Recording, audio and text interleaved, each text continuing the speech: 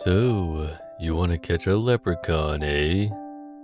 My fascination with the tricky little green bastard started 1 year ago today, St. Patrick's Day. Or, rather, the eve of St. Patrick's Day, when my daughter brought home one of those tiny makeshift leprechaun traps that they make in elementary schools for the holiday. It was a cute little thing, an old shoebox painted green held up by a popsicle stick tied to a sliver of green yarn. Clever, I'll give it that. It was what she said, however, as she placed the thing next to the doggy door in the kitchen, that struck me as deceptively clever. You can only catch 'em if you believe in 'em, Dad. Now, that's exactly the kind of thing that a public elementary school teacher would say. If it doesn't work, you didn't believe hard enough. A good excuse, no doubt, which leads to my first and most important point. And let's get out of the way. You don't actually believe in leprechauns. I know it's a cute idea, the whole pot of gold at the end of the rainbow scenario. But let's be adults here.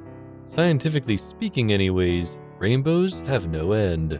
They're circles, which makes the entire idea one big joke. Kids eat this stuff up, just like Santa Claus or the Tooth Fairy. But just like anything that's too good to be true, it isn't. There's no pot of gold, because there's no end to a rainbow. And there's no little Irish guy that you can catch that will magically grant you 3 wishes to let him go, right? Well, so I thought. See, despite my unbelief, my daughter very much believed in the whole leprechaun thing. And that's the part that matters. How's the proverb go? Faith like a child? That's the idea here. So, step 1 is that you need a child. Presumably yours. If you don't have a child, then I question your interest in the whole leprechaun thing to begin with. But I digress. Obviously, the younger the better, because younger children tend to be more, pardon my bluntness, stupid. They believe in a lot, and you'd be surprised as to how large of a commodity belief is in the world of the supernatural. In a word, very. Step 2 is getting to know your adversary. Just like any hunter, you've got to get, at least in a rudimentary sense, an understanding of your prey. Leprechauns are small, but they aren't stupid. And I know you still don't believe in them, but they don't care. In fact, they hope you don't believe. That's a part of their trick. Leprechauns are Irish folklore, obviously, deriving many of their legends and lores from the stories of Celtic fays and fairies. Unlike many types of fae, however, leprechauns are always male. Don't ask, it's magic. And just like most males, leprechauns are mischievous. Oh, and they love money. Mostly gold, but you already knew that. When I say love, I really stress love. As in, they will kill for this gold. Think about it. Imagine being 3 to 8 inches. Maybe taller, I'm not exactly sure. In stature. Cunning is all hell to begin with. And shalockered up on Irish whiskey. You'd kill anyone that'd try to so much as look at your gold, wouldn't you? So moving forward with this whole ordeal, be careful. I will not be held responsible if you're not so lucky by the end of this. Now that you've got the basics, it's time to get into the nitty-gritty. Catching a live leprechaun. You're going to feel like an idiot. But just like any idiot that strikes gold, you'll be begging for someone to pinch you because you'll feel like you're dreaming. Either that or you weren't wearing any green. My daughter saw to that one. This leads me to the bait, which, if you fish, you should know this is the key to catching the right prey.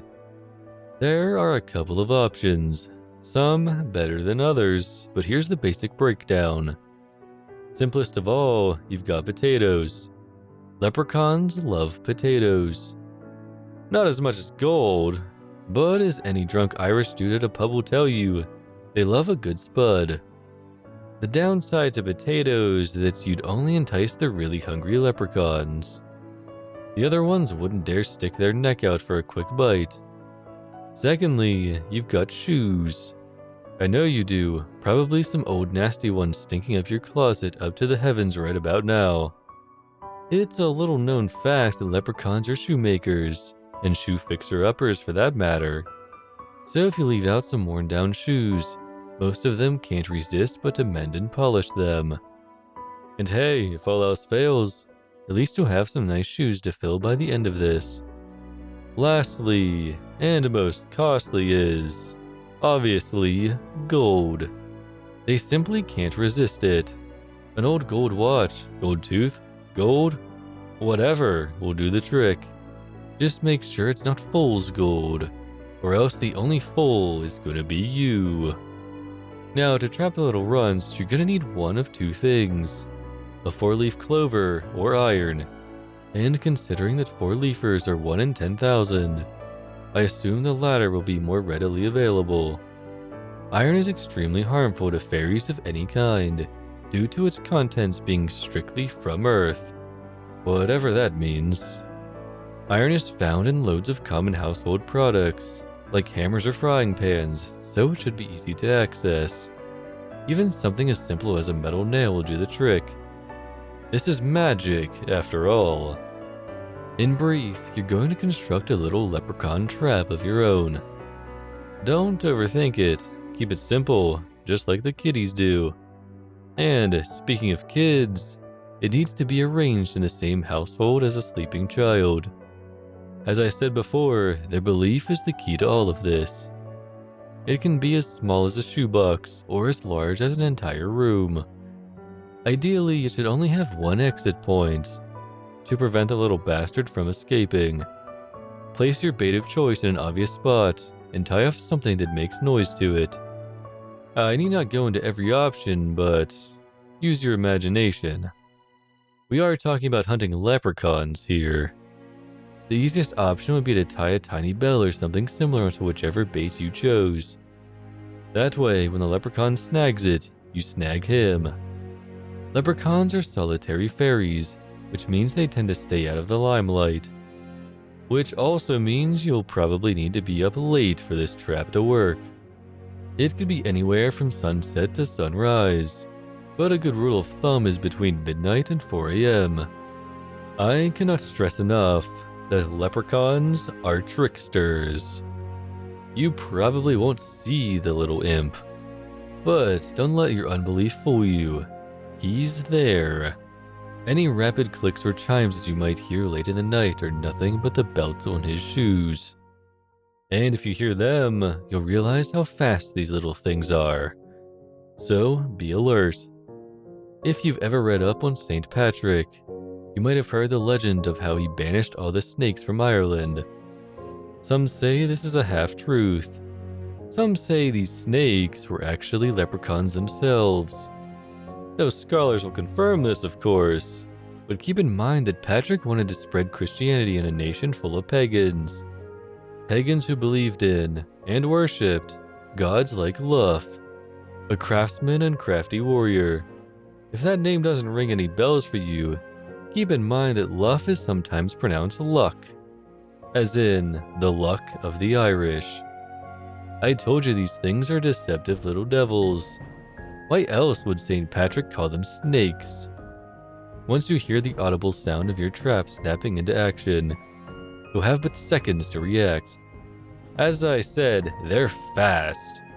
If your trap's under a box, pull the string and place your iron object atop it. If the trap is in a room, barricade the door with your iron object. It'll take only seconds for him to realize he's been caught, but even less time to think up a trick to get himself out of it. Do not forget this. He owes you 3 wishes now. Don't be surprised if he doesn't start talking right away. He's counting on your unbelief, waiting for you to lift that box, open that door. Don't give him the satisfaction of such a simple escape. If you successfully keep him trapped for a certain duration of time, he'll realize he's been bested and think up a new scheme to weasel his way out of his obligation of the 3 wishes. They're stingy. Don't let this one escape without your ransom payment. Some leprechaun catchers claim they've heard sounds from within the traps. Sounds of helpless pets or loved ones, begging to be set free. Or maybe they'll watch a beloved family photograph randomly fall from the wall, prompting the use of that iron hammer all so conveniently. These are all tricks. The leprechaun knows just the right buttons to press. They think humans are stupid, greedy monsters. Don't let him win. You've got to be tough. You've got to believe. Because when I heard the voice of my daughter from the other side of our basement door, I doubted myself and this whole leprechaun thing for a long minute. Daddy, why are my school sneakers in the basement? I can't open the door, Daddy. It's a really good trick. The kind that messes with your mind. Do not, no matter what he tells you with that lying, deceptive tongue, open that door, lift that box. And be prepared for a long struggle. Leprechauns don't give up their gold, their wishes, their lies easily. It might take hours, days, weeks to get the little bastard to give in. Hell, it took mine nearly a week just to give up the whole daughter mimicry charade. It hasn't spoken since, but I refuse to open the basement door until it does. I know it will, eventually. And always remember, it owes you those 3 wishes.